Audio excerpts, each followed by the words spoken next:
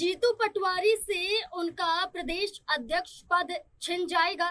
क्या जीतू पटवारी अब कांग्रेस में बड़ा और मजबूत चेहरा नहीं है? क्या जीतू पटवारी की वजह से कांग्रेस के अंदर बड़ी नाराजगी देखने को मिली है? आखिरकार दिग्विजय सिंह और उमंग सिंघार की मुलाकात क्यों होती है? क्या ये मुलाकात इसी सिलसिले में है? और दिग्विजय सिंह के खिलाफ लीगल नोटिस भी क्यों जारी होता है? क्या ये मामला भी इसी से जुड़ा हुआ है? ये तमाम मुद्दे मध्य प्रदेश की राजनीति में कांग्रेस के अंदर देखे जा रहे हैं और ये बड़ा मुद्दा माना जा रहा है कांग्रेस के अंदर फूट का। ये बड़ा मुद्दा माना जा रहा है कि 2 दशक से कांग्रेस मध्य प्रदेश की सत्ता तक नहीं पहुंच पाई। वो कांग्रेस क्या अब बिखरने के कगार पर पहुंच चुकी है। राज्यसभा चुनाव के दौरान हमने कई ऐसी तस्वीरें देखी जहां नाराज चेहरे भी नजर आए, बयान भी सुनाई दिए, लेकिन क्या अब वो हकीकत में बदलने वाले हैं? यही बड़े सवाल है मध्य प्रदेश की राजनीति से जुड़े हुए कांग्रेस को लेकर और इन्हीं सवालों पर चर्चा करेंगे। और चर्चा करने के लिए हमारे साथ हमारे वरिष्ठ सहयोगी अमन जी मौजूद हैं। सर, दिग्विजय सिंह जो मध्य प्रदेश के पूर्व मुख्यमंत्री और अब पूर्व राज्यसभा सांसद भी कह सकते हैं, उनकी मुलाकात उनके आवास पर जो कांग्रेस के नेता प्रतिपक्ष उमंग सिंघार हैं उनसे होती है। ये कहा जाता है कि इन दोनों की आपसी बनती भी नहीं थी 2018 से लेकर, लेकिन ये मुलाकात माना जा रहा है कि जीतू पटवारी को लेकर है। क्या लगता है, क्योंकि हमने मंचों पर दिग्विजय सिंह और जीतू पटवारी की दूरियां भी देखी हैं और हाल फिलहाल में जो सरकारी जमीन का मामला था उस पर भी दिग्विजय सिंह और जीतू पटवारी के बयान मेल खाते हुए नजर नहीं आए। तो क्या जीतू पटवारी से दिग्विजय सिंह नाराज है या पूरी कांग्रेस नाराज है? देखिए, जाहिर बात है क्योंकि दिग्विजय सिंह जिस तरह के नेता हैं, बड़े कद के नेता माने जाते हैं। 2 बार मुख्यमंत्री रह चुके हैं मध्य प्रदेश के, 2 बार राज्यसभा जा चुके हैं, इसके अलावा तमाम पदों पर काम कर चुके हैं, तो उनके पास अनुभव है। और तीसरी दफा जब राज्यसभा जाने की बात हो रही थी, उन्होंने कहा कि भाई मैं नहीं जाना चाहता, इसीलिए मीनाक्षी नटराजन का नाम सामने आया था। लेकिन जब उनका पर्चा खारिज होता है, उसके बाद में जो प्रेस कॉन्फ्रेंस होती है, और तब से लगातार देखा जा रहा है कि दिग्विजय सिंह और जीतू पटवारी के बीच में दूरियां बढ़ती हुई दिखाई पड़ती हैं। आपको याद होगा कि इससे पहले जब मोहन यादव ने तमाम तरह के आरोप जो हैं जीतू पटवारी के ऊपर लगा दिए थे, तमाम तरह से उन्होंने कहा था कि आखिर चुनाव हारने वाले व्यक्ति को अध्यक्ष कैसे बनाया जा सकता है, और तमाम ऐसे शब्दों का प्रयोग किया था जिसको लेकर दिग्विजय सिंह ने भी कहा था कि मोहन यादव को ऐसे शब्दों का इस्तेमाल नहीं करना चाहिए। यानी कि उस समय वो पूरी तरीके से जीतू पटवारी के समर्थन में आए। लेकिन मीनाक्षी नटराजन के बाद मामले के बाद में लगातार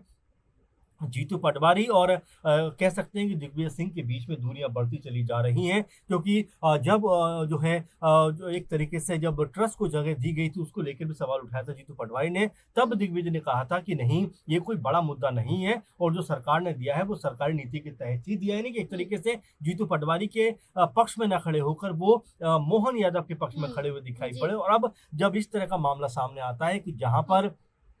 जीतू पटवारी को लेकर भी चर्चा है कि क्या उनसे उनका पद छीना जा सकता है, क्या वो जो है अब अध्यक्ष नहीं रहेंगे मध्य प्रदेश के, तो खलबली मचती हुई दिखाई पड़ती है। सर, जीतू पटवारी को लेकर कांग्रेस के पूर्व प्रदेश महासचिव राकेश सिंह यादव वो 30 साल से कांग्रेस पार्टी के साथ जुड़े हुए थे, लगातार कार्य कर रहे थे, लेकिन हाल फिलहाल में उन्होंने अपना इस्तीफा भी सौंप दिया है और ये इस्तीफा जीतू पटवारी को सौंपा जाता है। और राकेश सिंह ये कहते हैं कि जीतू पटवारी से उनका प्रदेश अध्यक्ष पद छीन लेना चाहिए, क्योंकि वो इस लायक है ही नहीं। क्योंकि जो बड़े चेहरे हैं, जैसे कमलनाथ हो, दिग्विजय सिंह हो, इन बड़े चेहरों को लेकर जीतू पटवारी इतने सजग नजर नहीं आए, उनका अपमान करते हुए देखे गए। कई बार मंचों पर देखा जाता है कि जीतू पटवारी अपने आप को बड़ा दिखाने की कोशिश करते हैं, सारी पावर खुद लेना चाहते हैं, ऐसा राकेश सिंह के जरिए कहा देखिए गया। बिल्कुल, और यहाँ पर लगातार ये बात सुनने को भी मिलती है, देखने को भी मिलती है कि जब से जीतू पटवारी अध्यक्ष बने हैं,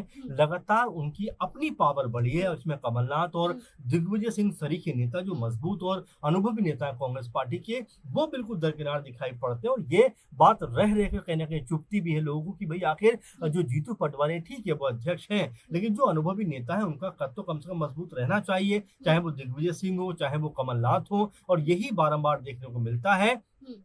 कि जीतू पटवारी की तरफ से लगातार इन वरिष्ठ नेताओं को इग्नोर किया जाता है और अब जिस तरह से माहौल बना हुआ दिखाई देता है, क्योंकि दतिया पर उपचुनाव है और यहाँ पर कांग्रेस पार्टी, चूंकि उन्हीं की ये सीट थी, उन्हीं के जो विधायक थे राजेंद्र भारती, वो जिस तरह से यहाँ पर उनकी विधायकी गई है, जी। उसके बाद में चुनाव का जो तारीख तय हुई 30 जुलाई को, अब यहाँ कांग्रेस पार्टी की तरफ से मंथन का दौर जारी है कि आखिर चुनाव कौन लड़ेगा और माथापच्ची होती हुई दिखाई देती है। ऐसे में अब जो कांग्रेस आला कमान है वो फैसला क्या लेता है, इस पर निगाहें लगी रहेंगी कि क्या वाकई में जीतू पटवारी के पक्ष का यहाँ पर कोई प्रत्याशी उतरता है, क्या यहाँ पर दिग्विजय सिंह अपनी बात को मनवाते हुए दिखाई पड़ते हैं। तो अभी मध्य प्रदेश में खासकर कांग्रेस पार्टी में खेल होना बाकी है, क्योंकि जीतू पटवारी फिलहाल जिस तरीके से ऐसा लगता है अलग थलग पड़े हुए हैं, उससे हो भी सकता है कि उनका पद उनके हाथों से जाता हुआ दिखाई पड़ जाए। बिल्कुल, एक तरफ जीतू पटवारी का मुद्दा है जिसे लेकर कांग्रेस के अंदर ये कहा जा रहा है कि आपसे सहमति नहीं है, कोई जीतू पटवारी के पक्ष में है और कमलनाथ, दिग्विजय सिंह, ये बड़े चेहरे जीतू पटवारी के पक्ष में नजर नहीं आते हैं। लेकिन एक और बड़ा मुद्दा है जो देश भर में गरमाया हुआ है और ये मुद्दा सर राम मंदिर चंदा चोरी मामले से जुड़ा हुआ है, जहां लगातार सत्ता और विपक्ष के लोग बयानबाजी कर रहे हैं, तो वहीं दूसरी तरफ दिग्विजय सिंह ने भी मंदिर को चढ़ावा दिया था जब मंदिर का निर्माण हो रहा था। उस दौरान ये कहा गया कि उन्होंने 1,11,000 रुपए दान दिए थे, लेकिन अब दिग्विजय सिंह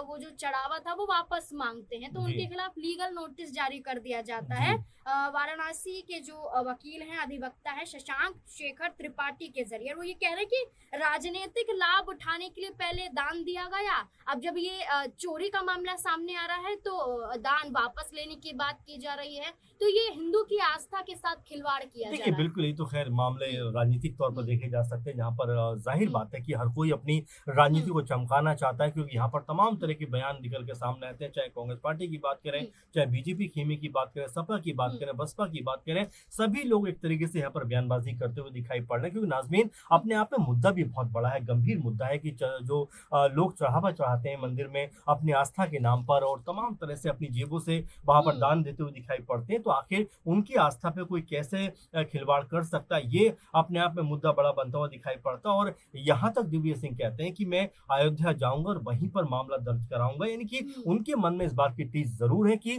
जो भी लोग इसमें शामिल हैं उनको सजा मिलनी चाहिए और जो जिम्मेदार लोग हैं इस पूरे मामले के अंदर उनको बख्शा नहीं जाना चाहिए। और यहाँ पर सिर्फ दिग्विजय सिंह नहीं बल्कि तमाम जो आस्था रखते हैं और जो जिन्होंने